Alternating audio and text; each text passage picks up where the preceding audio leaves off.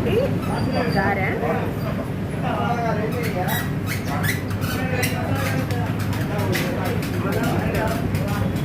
మంచి అరోమా వస్తుంది. ఆయిల్ కూడా వస్తుంది.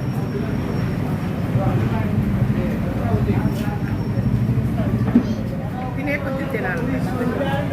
చట్నీలు కూడా ఎంత కమ్మగానే ఉన్నాయి.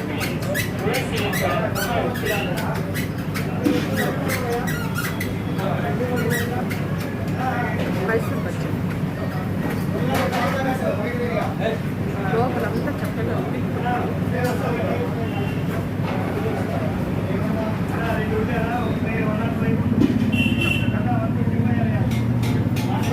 చట్నీలు కూడా మంట లేకుండా పప్పున్నట్టే బాగుంది. సూపర్. చిన్నవాళ్ళ దగ్గర నుంచి పెద్దవాళ్ళు కూడా బాగా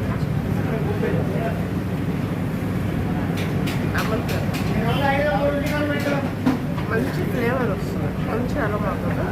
అది మసాలా సైజు కూడా ప్రతిదీ పెద్ద పెద్ద సైజుతో క్వాలిటీ మెయింటైన్ చేస్తున్నారు. చాలా చీప్. అలాగే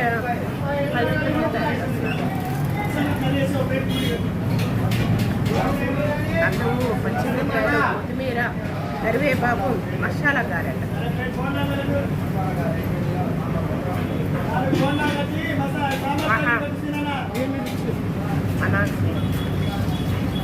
ఆ పండుతుంది మరి నవ్వుతుంటుంటే కరకర కరకర అని శబ్దం వస్తుంది.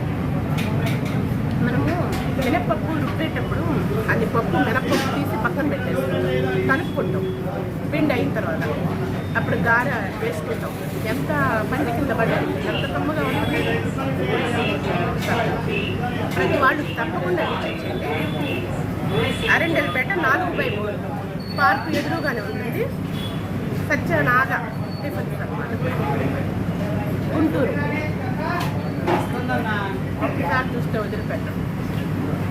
ప్రతి సెంటర్ ఒక టిఫిన్ సెంటర్ ఉంటుందండి. టిఫిన్ సెంటర్లో అన్ని ప్రత్యేకతలు, అన్ని రుచులు, రుచులు వస్తాం. అమృతం మెయిన్ బాబు కూడా చక్కగా కస్టమర్ని విజిట్ చేసుకుంటున్నాడు. కూర్చోండి తినండి అని అంటున్నాడు అనమాట.